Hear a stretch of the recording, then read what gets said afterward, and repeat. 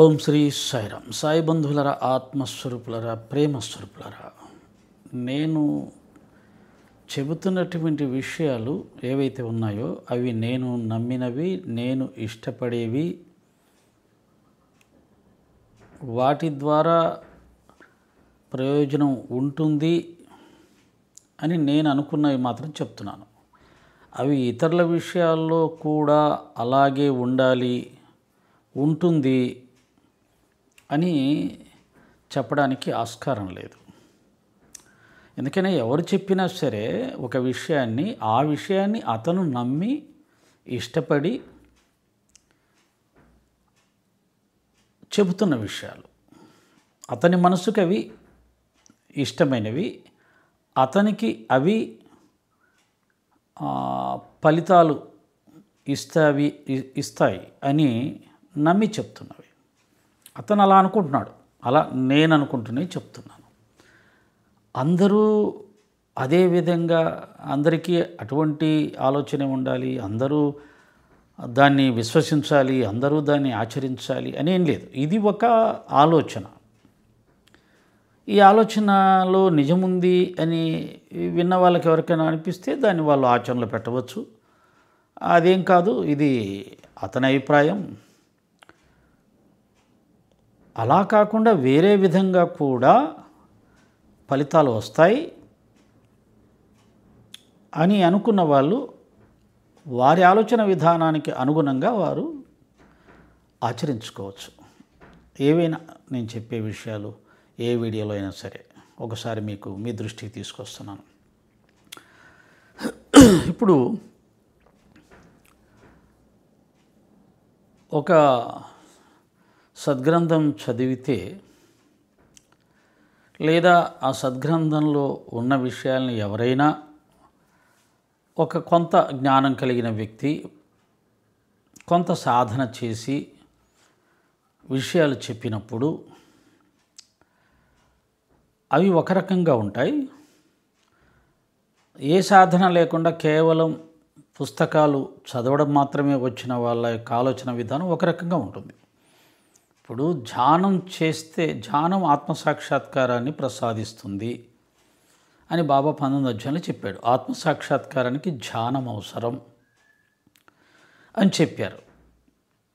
దీన్ని 100 సార్లు చెప్పినా, 100 సార్లు విన్నా, 100 సార్లు మననం చేసుకున్నా ధ్యానం రాదు, ధ్యానానికి సంబంధించిన అనుభూతి రాదు.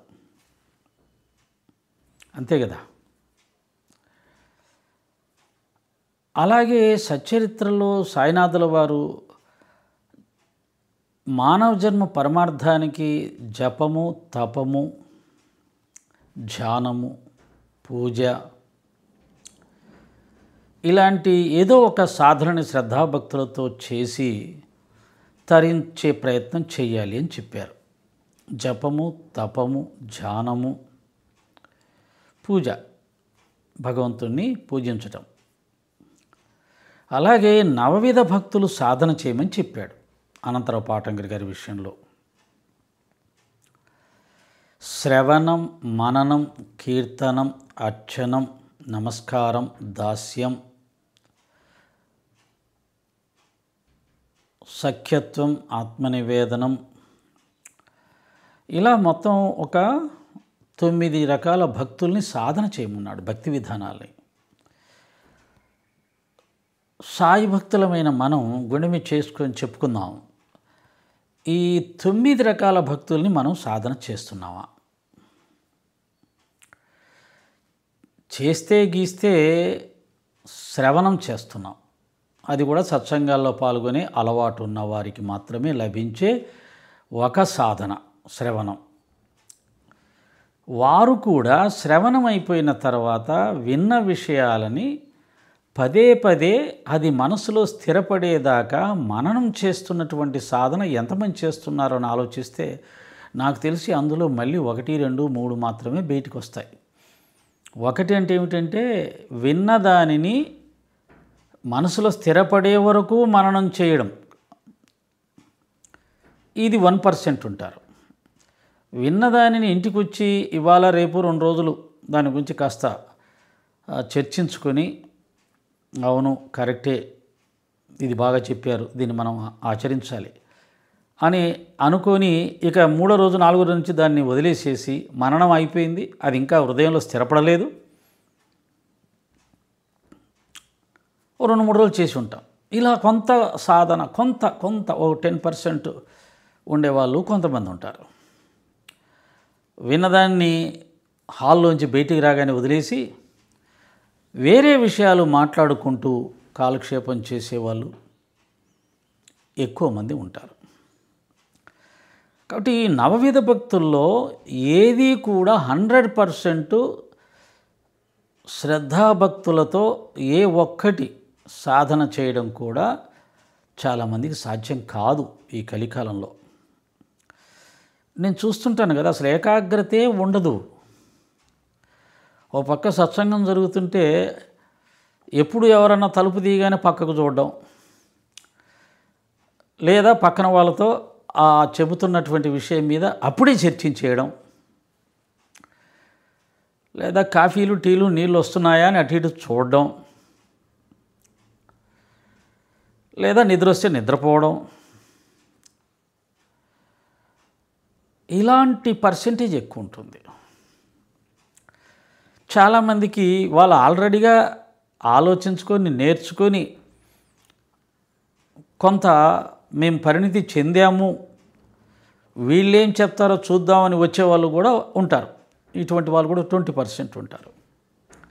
వాళ్ళు ఏం చేస్తుంటారంటే ఆ చెబుతున్న దాన్ని వాళ్ళకు తెలిసిన దాంతో పోల్చుకుంటూ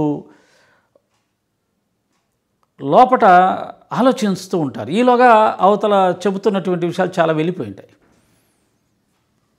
ఇంకా కొంతమంది ఉంటారు 10%. వాళ్ళు ఎలా ఉంటారంటే చెబుతున్న దాంట్లో ఏమైనా తప్పు దొరుకుతుందా, ఏమైనా అజ్ఞానం సంబంధించింది సరైన అవగాహన లేనిది దొరుకుతుందా, అలా దొరికితే చూద్దాం.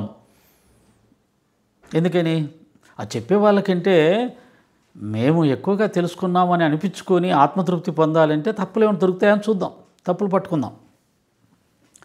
ఇది ఒక 10%. ముఖ్యంగా సత్సంగాలు చెప్పే వాళ్ళు ఎవరైతే ఉంటారో కింద కూర్చొని వాళ్ళకి ఈ దృష్టి ఉంటుంది. మరికొంతమంది సత్సంగాలు చెప్పేవాళ్ళు ఎలా ఉంటారంటే తొందరగా ఇతంది అయిపోయి దిగిపోతే నేను ఎక్కాలి, నేను చెప్పాలి, నేనేం చెప్పాలి అనేది లోపట మననం చేసుకుంటూ ఎదురుగా జరుగుతున్న సత్సంగాన్ని అస్సలు వినకుండా ఉండే విధానం కొంతమందికి ఉంటుంది. మరికొంతమంది 1% ఉంటారు. వీళ్ళు పూర్తి అహంకారానికి సంబంధించిన వాళ్ళు. వీళ్ళకేం తెలుసు, వీళ్ళేం చెప్తారు, చెప్తే నేను చెప్పాలి కానీ నాకు అర్థమైనట్టుగా ఎవరికి అర్థం కాదు అనే ఉద్దేశంతో ఆ చెప్పేది అసలు వినిపించుకోకుండా ఉండేవాళ్ళు ఉంటారు. ఇలా రకరకాల వాళ్ళు ఉంటారు. వీళ్ళల్లో అమాయక భక్తులు ఉంటారు. అమాయక భక్తులు ఎలా ఉంటారంటే వాళ్ళకి ఎంటీగా ఉంటుంది మైండ్. అందరూ చెప్పేదాన్ని విశ్వసిస్తారు, విచారణ ఏం చేయరు. పెద్దగా తెలివితేటలేం ఉండవు కాబట్టి అమాయక భక్తులు కాబట్టి విని ఆనందిస్తుంటారు. వీళ్ళు కాస్త చెప్పే సత్సంగాన్ని శ్రద్ధతో వింటారు, భక్తితో వింటారు. ఆ విన్నదాన్ని మనసుకు బాగా పట్టించుకుంటారు ఆ కాసేపు. ఆ తర్వాత ఇంటికి వెళ్ళాక కూడా ఆ విషయాలను మనసులో ఉంచుకొని ఆలోచిస్తుంటారు. 2-3 రోజులు వీరి మీద ఆ ప్రభావం ఉంటుంది. అయితే వీరిలో ఉన్న మైనస్ పాయింట్ ఏంటంటే ఎవరేం చెప్పినా ఎక్కించుకుంటారు కాబట్టి ఇంతకుముందు విన్నయన్నీ గాలికి వెళ్ళిపోతాయి, మళ్ళీ కొత్తగా చెప్తున్నవన్నీ వచ్చి చేరుతూ ఉంటాయి, మళ్ళీ ఇవి వెళ్ళిపోతాయి, మళ్ళీ చేరుతూ ఉంటాయి, ఏదీ నిలబడదు. కానీ ఆ చెప్పేటప్పుడు మాత్రం ఆ చెప్పేదాన్ని చక్కగా మొత్తం స్వీకరిస్తారు. ఎంటీగా ఉంటుంది చక్కగా. వీళ్ళకు మైనస్ పాయింట్ ఏంటి, ఈ విన్నది మళ్ళీ ఇంకొకటి వేరే చోట వేరే వాళ్ళు చెప్పేది వినే వరకు ఉంటుంది. ఆ తర్వాత అది వెళ్ళిపోయి కొత్తది అది వచ్చి చేరుతుంది. అది ఇంటికి వచ్చాక వారం 10 రోజులు 4 రోజులు వారు చెప్పింది ఆచరిస్తారు. మళ్ళీ ఇంకో చోటుకి వెళ్తారు, అక్కడ వాళ్ళు వేరే విధంగా చెప్తారు, మళ్ళీ దాన్ని తెచ్చుకుంటారు, దాన్ని ఆచరిస్తుంటారు. ఇలా మారిపోతూ ఉంటాయి. చివరికి ఏం చేస్తారంటే ఏంటంటే ఇది ఒక్కొక్కరు ఒక రకంగా చెప్తా ఉన్నారు, ఏం చేయాలో అర్థం కావట్లేదు అని చెప్పి ఇబ్బంది పడుతూ ఉంటారు. ఇలాగా చెప్పేది ఏమిటంటే సచ్చరిత్ర మనకు చాలా నేర్పించింది. మొదటి అధ్యాయంలోనే స్వార్థం పనికిరాదు, పరుల సొమ్ము ఆశించకూడదు, నిజాయితీగా జీవించు, భగవంతుడు నీకు ప్రసాదించిన దాన్ని మాత్రమే నీది అనుకొని అనుభవించు అని ఒక సత్యాన్ని చెప్పాడు. ఆ తర్వాత ఎవరితో వాదులాడొద్దు, వాదన అశాంతికి కారణమవుతుంది, వాదన చాలా చెడ్డది, వాదన విడిచిపెట్టు అన్నాడు. ఇంకొకడికి వచ్చేసరికి కోపం పనికిరాదు, ప్రేమగా మాట్లాడాలి. భక్తి అంటే ప్రేమ, భక్తి అంటే సమభావం, భక్తి అంటే శాంతం. ఈ గుణాలు నేర్చుకోకపోతే ఎలాగా అని రామదాస్కి చెప్పాడు. ఇంకొక పండరీపురం ప్లేడర్ విషయానికి వచ్చేసరికి లోపటొకటి బయటొకటి ఉండకూడదు, వెనకాలొకటి ముందొకటి మాట్లాడకూడదు, కపటం పనికిరాదని చెప్పాడు.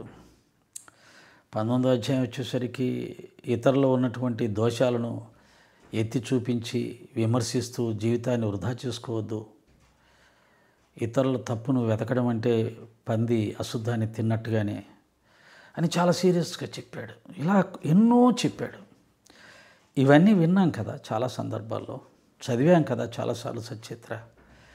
వీటిల్లో ఒక్కటైనా తీసుకొని ఆ గుణాన్ని లేకుండా చేసుకునే ప్రయత్నం గట్టిగా చేసి సాధించాం. మేము కోపాన్ని జయించాం, మేము ఈర్ష్యను జయించాం, మేము వాదన విడిచిపెట్టేశాం, మేము స్వార్థాన్ని జయించాం,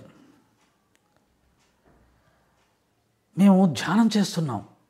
ధ్యానం ద్వారా ఆత్మసాక్షాత్కారం వస్తుందని బాబా చెప్పారు. కాబట్టి మేము ధ్యానం చేస్తున్నాం, మేము విచారణ చేస్తున్నాం సత్య అసత్యాల గురించి. అసత్యం ఏంటో తెలిసిపోయింది, సత్యం ఏంటో తెలిసిపోయింది. ధ్యానం ద్వారా మేము ఆత్మను దర్శించగలిగాం. 10 మాటలకు ఒక మాట మాట్లాడమన్నాడు, అది కూడా నేర్చుకున్నాం మేము. ఇతరులు ఎంత హింసించినా ఓర్చుకోమన్నాడు, అది కూడా నేర్చుకున్నాం మేము.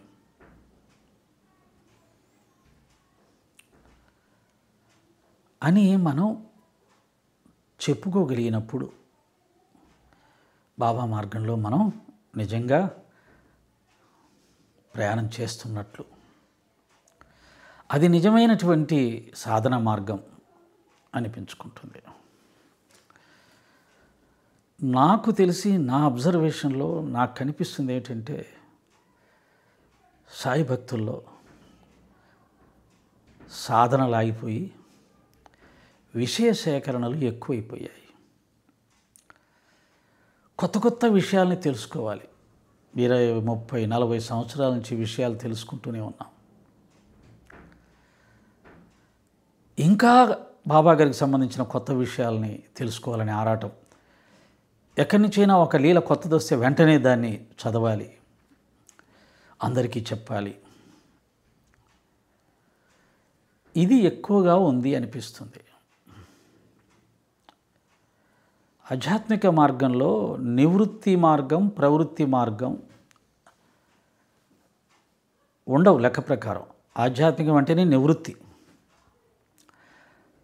మామూలుగా లోకంలో నివృత్తి, ప్రవృత్తి మార్గాలు 2 ఉన్నాయని చెప్తారు. ప్రవృత్తి మార్గం అంటే ప్రాపంచిక విషయాసక్తత, నివృత్తి మార్గం అంటే భగవంతునికి సంబంధించిన విషయాల్ని ఇష్టపడడం, ఆ మార్గాన్ని ఎంచుకోవడం. ఈ భగవంతుని మార్గంలో కూడా ప్రవృత్తి తయారైంది. దానినే విషయ సేకరణ అంటారు. అంటే ఆధ్యాత్మిక మార్గంలో ఉండవలసింది ఏమిటి అంటే, ఏం చేస్తే భగవంతుని పొందుతామో, ఏం చేస్తే బ్రహ్మజ్ఞానం లభిస్తుందో, ఏం చేస్తే భగవద్ దర్శనం లభిస్తుందో, ఏం చేస్తే మాయ తొలుగుతుందో, బాబాగారు చెప్పిన, గురువు చెప్పిన ఆ సాధనా మార్గాలని సాధన చేస్తూ మనలోని అవలక్షణాలను, బలహీనతలను తొలగించుకుంటూ, అదే సాధన. అసలు అన్నిటికంటే పెద్ద సాధన, కష్టమైన సాధన ఏంటంటే భగవంతునికి సంబంధించిన విషయాలు నువ్వు కాదు, నేను కాదు, దొంగవాడు కూడా చదవగలుగుతాడు, తెలుసుకోగలుగుతాడు. చదవడం, వినడం అంతే కదా. దీనికేం మంచి చెడులతో సంబంధం లేదు. ఎవరైనా దొంగవాడు, మోసగాడు, దుర్మార్గుడు వీళ్ళు కూడా భగవంతుని గురించి వినగలుగుతారు, భగవంతుడి గురించి చదవగలుగుతారు, చెప్పగలుగుతారు కూడా. ఇంకా చెప్పాలంటే మనకు తెలియందేముంది, చాలామంది భక్తులలో ఎక్కువ మంది సమాజాన్ని మోసం చేసేవాళ్ళు, దోచుకునేవాళ్ళు, దుర్మార్గాలు చేసేవాళ్ళే భక్తుల్లో ఎక్కువ మంది ఉంటారు. గొప్ప గొప్ప భక్తులు అందరికీ తెలుసు మనకు. అందుకనే సమాజంలో నాస్తికత్వం ఎక్కడి నుంచి పుట్టిందో తెలుసా? భక్తుల ముసుగులో చేయకూడని దుర్మార్గాలు చేస్తున్న వాళ్ళని చూసి నాస్తికత్వం పుట్టింది. వీళ్ళు దేవుడి పేరు చెప్పుకొని ఎన్ని దుర్మార్గాలు చేస్తున్నారు, ఆ దేవుడు ఏమీ చేయట్లేదు వీళ్ళని, ఎక్కడున్నాడు దేవుడు అని క్వశ్చన్ వచ్చేసింది. కాబట్టి భక్తి మార్గంలో ఆచరణ చాలా ముఖ్యం. ఆ ఆచరణ మానసిక పరివర్తనకు సంబంధించింది మొదటి మెట్టు అయితే, ఆ పరివర్తన పవిత్రత సాధించిన తర్వాత చేయవలసిన సాధనలు ఏవైతే ఉన్నాయో, శ్రవణ, మనన, కీర్తన, అర్చన, నమస్కార, దాస్య, సఖ్యత్వ, ఆత్మ, ఇవి ఉన్నాయి కదా. యమ, నియమ, ఆసన, ప్రత్యాహార, ప్రాణాయామ, ధ్యాన, ధారణ, సమాధి, ఇవి ఉన్నాయి కదా. వీటిని సాధనలు అంటారు. మానసిక పవిత్రత వచ్చిన తర్వాత, ఇంద్రియ నిగ్రహం వచ్చిన తర్వాత, బలహీనతలు తొలగించున్న తర్వాత చేసే సాధనలు ఇవి. లేదా ఈ సాధనలు చేస్తూ మనలో ఉన్న బలహీనతను తొలగించుకోవాలి. తూర్పు వైపు వెళ్ళిపోతూ ఉంటే పడమర దానంతరకైతే దూరం అయిపోద్ది కదా. అట్లాగా కనుక నాకు ఎక్కువగా సాయి భక్తుల్లో కనిపిస్తుంది ఏంటంటే, ఎక్కువగా చదవడం, ఎక్కువగా బాబాగారికి సంబంధించిన విషయాల్ని, లీలల్ని సేకరించడం, వాటిని స్ప్రెడ్ చేయడం, వాటి గురించి మాట్లాడుకోవడం. ఇక్కడ ఆగిపోయిందేమో చాలామంది సాధన. లేకపోతే భరద్వాజ మాస్టర్ గారి తర్వాత మళ్ళీ మరొక భరద్వాజ మాస్టర్ రాలేకపోయాడు. కారణం ఏంటో తెలుసా? భరద్వాజ మాస్టర్ గారు సాధకుడు. ఆయన కేవలం సత్సంగాలు చెప్పలేదు, కేవలం బాబా విషయాలు సేకరించలేదు, కేవలం గ్రంథరచన చేయలేదు. ఆ చెప్పబడిన దాన్ని, రాయబడిన దాన్ని, తాను చెప్పింది, తాను రాసింది, తాను ఆచరించి సాధన చేసి దాన్ని పొంది తరించాడు. అందుకే అంత గొప్పవాడయ్యాడు. అందుకే ఆయన్ని కూడా వేలాది మంది గురువుగా భావించి ఆరాధిస్తున్నారు. కనుక మనం సచరిత్రని వేలసార్లు చదువుతూ ఉండడమే సాధన అనుకున్నా, అందులో ఉన్న విషయాల్ని వారికి వీరికి చెప్పుకుంటూ కాలక్షేపం చేయడమే సాధన అనుకున్నా, బాబాగారికి సంబంధించిన అనేక విషయాల్ని, కొత్త కొత్త విషయాల్ని సేకరించి అందరికీ పంచటమే సాధనే అనుకున్నా, అది ఒక దగ్గర ఆగిపోయిన సాధనే అవుతుంది తప్ప సంపూర్ణమైనటువంటి ఫలితాన్ని ఇచ్చే సాధన కాదు.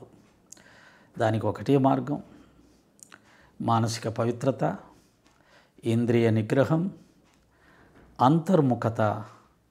అది ఆత్మసాక్షాత్కారం అయ్యే వరకు కూడా అనన్యంగా చేయవలసిన సాధన. అది నవవిధ భక్తులు కావచ్చు, యమనియమాలతో కూడినటువంటి యోగ సాధన కావచ్చు, లేదా ఆత్మ విచారణ మార్గం కావచ్చు. ఈ మూడు మార్గాలు అనన్యంగా జరిగినప్పుడు ప్రపంచంతో నువ్వు పూర్తిగా సంబంధాలు తెంచుకోవాలి. తెంచుకున్నప్పుడే అది అనన్యంగా సాగుతుంది. ప్రపంచంతో సంబంధాలు పెట్టుకుంటూ ఉండే సాధనలన్నీ కూడా ఇంతకుముందు చెప్పినట్టుగా విషయ సేకరణ, అలాగే విషయం ఒకరితో పంచుకోవడం. దీనిని ఏమంటారు? భగవంతునికి సంబంధించిన, గురువుకు సంబంధించిన జ్ఞానాన్ని సేకరించటము, పంచుకోవడము, విని ఆనందించటము. ఇది జిజ్ఞాసుల స్థాయి. జిజ్ఞాసుల స్థాయిలో సాధన ఉండదు. గ్రంథాలు చదవడం, విషయాలు సేకరించడం, అవి అందరికీ పంచడం, వాటి గురించి మాట్లాడుకోవడం, ఇది జిజ్ఞాసుల స్థాయి. ఇక్కడ ఏం సాధన ఉండదు. ఇదే వీరిలో ప్రాపంచిక విషయాసక్తి ఉండదు. అందరిలాగా కామక్రోధాలు, అరిషడ్ వర్గాలు పెద్దగా ఏమి ఉండవు. ఏదో ఇతరులలో ఏదన్నా మనకంటే కొద్ది జ్ఞానం ఎక్కువ కనపడితే కొద్దిగా ఈర్ష్యపడవచ్చు, పోల్చుకోవచ్చు, చిన్న చిన్నవి ఉంటాయి. కానీ అందరిలాగా పంచేంద్రియ సుఖాల కోసం వెంపర్లాడడం, వాటి కోసమే జీవించడం అది అవి తొలగిపోయి ఉంటాయి. ఎప్పుడైతే భగవంతుణ్ణి, గురువుని ప్రేమిస్తూ వారికి సంబంధించిన విషయాల్ని సేకరిస్తూ ఇతరులకు పంచుతూ వాటి గురించి చర్చించుకుంటూ ఆ స్థాయి వస్తుందో వారికి ఇంద్రియ సుఖాలు మ్యాక్సిమం తగ్గిపోయి ఉంటాయి. పాపం తగ్గిపోయి ఉంటుంది, తప్పులు తొలగిపోయి ఉంటాయి, అరిషడ్వర్గాలు బలం బాగా తగ్గిపోయి ఉంటుంది. అప్పుడే భగవంతుని మీద ఆ ప్రేమ కలుగుతుంది, గురువు మీద ఆ ప్రేమ కలుగుతుంది. కానీ మరి పైన ఒకటి ముముక్షత్వం అని ఒకటి ఉంది కదా, జ్ఞానం, ఆత్మజ్ఞానం. ఆ మెట్టుకు పోయినప్పుడు సాధన స్టార్ట్ అవుతుంది.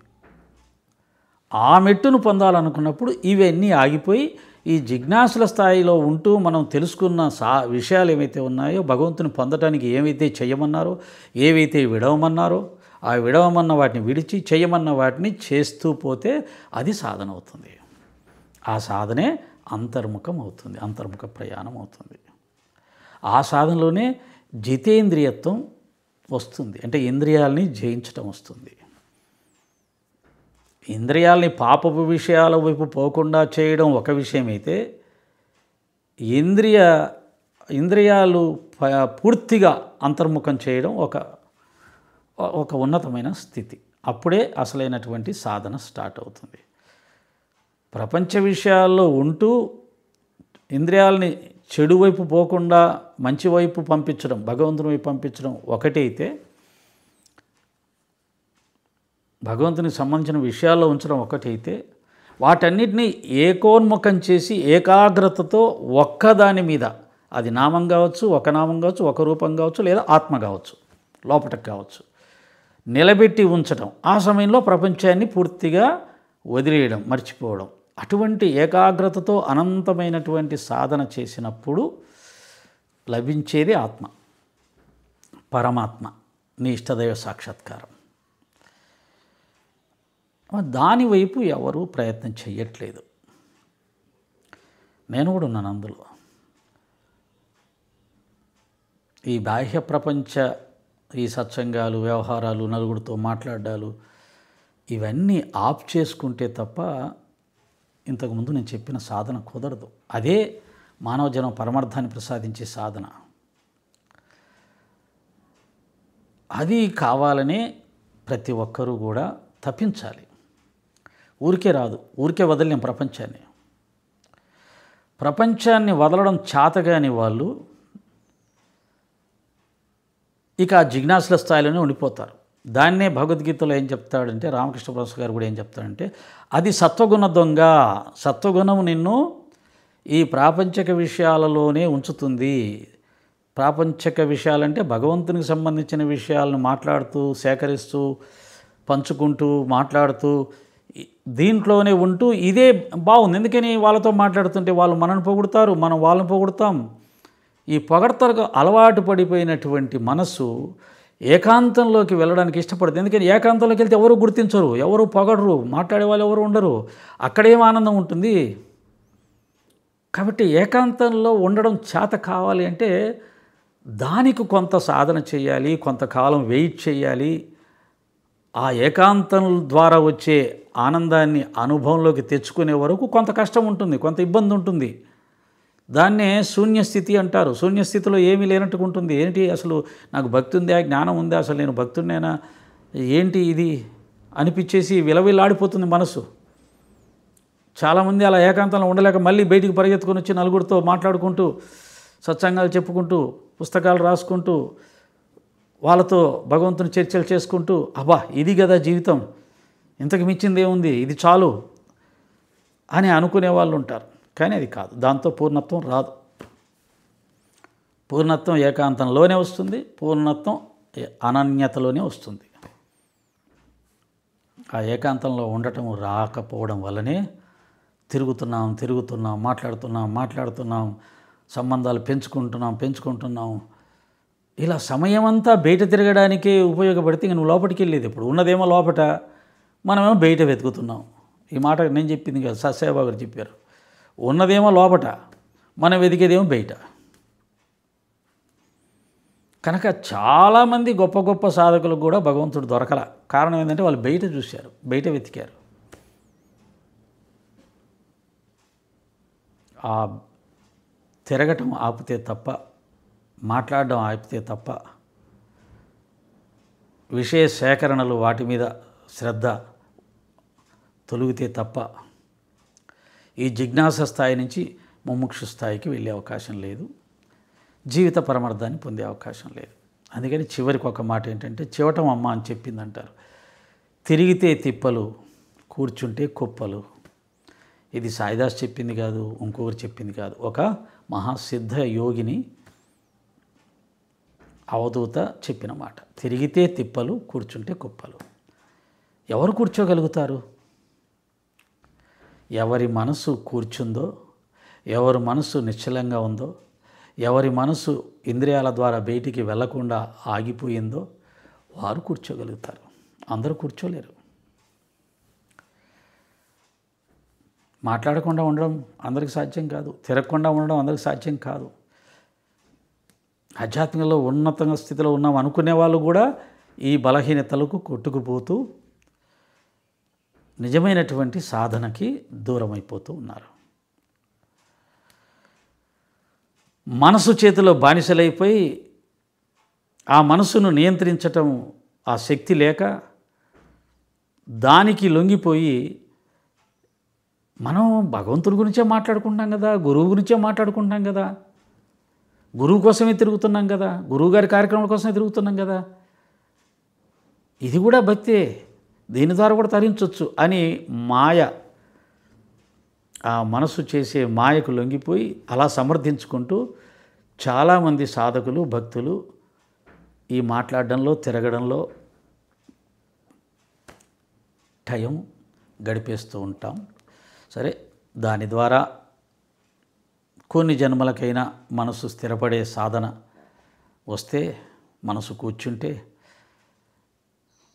కొన్ని జన్మల తర్వాత అయినా కానీ ఆ కూర్చునే సాధన చేస్తారేమో, చేస్తానేమో. ఎవరు కూర్చోగలిగితే కదలకుండా, దీన్ని మనం ఒక నియమం పెట్టుకుందాం. ఊరికే ఇది సాధన కదా, సాధనలో భాగం కాబట్టి, సాధన కాబట్టి దీని ఫలితం ఎలా ఉంటుందో చూడాలంటే ఏం చేయాలి? 1 సంవత్సరం నేను ఎక్కడికి వెళ్ళను, 1 సంవత్సరం నేను ఎవరితో మాట్లాడను. చూద్దాం, 1 సంవత్సరం నేను ఒక్కడనే బాబాగారితో ఉంటాను, నేనే పారాయణాలు చేసుకుంటాను, నేనే ధ్యానం చేస్తాను, నేనే బాబాగారి కీర్తనలు పాడుకుంటాను ఇంట్లోనే, నేనే బాబాగారితో మాట్లాడుకుంటాను. బాబా నేను ఇద్దరమే, ఇంకా మధ్యలో మూడో వ్యక్తే లేరు అన్నట్టుగా 1 సంవత్సరం ఉండగలిగితే, ఉండగలిగావా నువ్వు జయించినట్టే. ఉండలేక గిలగిలాడుతున్నావంటే నువ్వు బలహీనుడివి, మనస్సుకు నువ్వు లొంగిపోతున్నావు, వేరే వాళ్ళతో మాట్లాడకుండా ఉండలేని బలహీనత నీకు చేరింది. విషయాలు సేకరించడం, పంచుకోవడం, మాట్లాడుకోవడం, వీటికి అలవాటు పడ్డ మనసు అంతర్ముఖం కావడానికి అది ఒప్పుకోవట్లేదు. అంటే నీ మనసు బలహీనంగా ఉందని నీకు అనుభవపూర్వకంగా తెలుస్తుంది. కాబట్టి ఏం చేయాలి? నువ్వు ఆ బలహీనమైన మనసును బలంగా నొక్కిపెట్టి ఏకాంతంగా ఉండడం, దాన్ని నేర్పించాలి. ఆ ఏకాంతంలో 9 భక్తులు సాధన చేయాలి, యమ నియమాలను సాధన చేయాలి, అష్టాంగ యోగ సాధనలు. ఆ సాధనల ద్వారా ఇంద్రియ నిగ్రహం, మనోనిగ్రహం అన్నీ సాధించబడాలి. మహాత్ములందరూ 12-14 సంవత్సరాలు అలా కదలకుండా, బాబాగారు కూడా చెప్పాలా, 12 సంవత్సరాలు నా గురువుని ధ్యానించానని చెప్పి. ఈనాటి త్రిమూర్తులుగా భావించే రమణ మహర్షి, రామకృష్ణ మహర్షి, బాబాగారు వీళ్ళందరూ ఎక్కడికి వెళ్లకుండా అలా ఒకే చోట ఉండగలిగారు అంటే వాళ్ళ మనసు నిలబడిపోయింది. వాళ్ళ మనసు చంచలంగా లేదు, ఎక్కడికో వెళ్ళాలి, ఏదో చూడాలి, ఏదో మాట్లాడాలి, ఏ మహాత్ములో దర్శించాలి, అవన్నీ అయిపోయినాయి. అవి ఒక దశ, అవి అయిపోవాలి. మహాత్ములు దర్శిస్తే నువ్వు మహాత్ముడు అవుతావా? ఆ మహాత్ములు ఏ సాధనలు చేసి మహాత్ములు అయ్యారో ఆ సాధనలు చేస్తే తప్ప నువ్వు మహాత్ముడు కాలేవు. చాలామంది అనుకుంటారు మహాత్ముడు దర్శించడమే గొప్ప సాధన. కాదు, కాదు. వారిని దర్శిస్తే ఎందుకు దర్శించాలి? మహాత్ములని వాళ్ళు మహాత్ములు అయినారు. ఆ మహాత్ముల స్థితి ఎలా ఉంది, వాళ్ళు ఏ ఆనందాన్ని పొందుతున్నారు, ఎంత స్వేచ్ఛను పొందారు, అంత గొప్పగా ఎలా ఉన్నారు అని ఆలోచించి విచారించి వారిలాగా నేను కూడా ఆ స్వేచ్ఛను పొందాలి, ఆనందాన్ని పొందాలి అనుకోవాలి. ఆ అనుకున్న నిర్ణయానికి అనుగుణంగా వారు చేసిన గొప్ప గొప్ప సాధనలు, కఠినమైన సాధనలు ఏమున్నాయో అవి కూడా నువ్వు చేస్తే తప్ప మహాత్ముని చూస్తే మహాత్ములు కారు. 100, 1000, 1,00,000 మంది మహాత్ములు చేసినా నువ్వు మహాత్ముడి కాలేవు. ఆ మహాత్ములు ఏ సాధనలు చేసి ఆ స్థాయికి వెళ్ళారో తెలుసుకొని విచారించి ఆ సాధన చేస్తే నువ్వు మహాత్మునవుతావు. చివరికి మళ్ళీ తెలిసేది ఏంటంటే కూర్చోనాయన, అంతర్ముఖం చేయనాయన, మనస్సుని అనన్యమైన ధ్యానం చేయనాయన, అనన్యమైన భక్తిని ఆచరించునాయన, ఏకాంతంలో భక్తిని ఆచరించునాయన, భక్తిలో పండిపోనాయన, భక్తిలో పిచ్చివాడివి కానాయన. భక్తి అయితే పిచ్చివాడు కావాలి. ఆత్మవిచారణ చేస్తే అనన్యంగా ఆత్మజ్ఞానం, ఆత్మసాక్షాత్కారం కలగాలి. యోగ మార్గం అయితే ఇంద్రియ నిగ్రహం, మనోనిగ్రహం సాధించి సాక్షాత్కారం జరగాలి. కాబట్టి కూర్చుంటే కుప్పలు, తిరిగితే తిప్పలు. ఓం శ్రీ సాయిరామ్.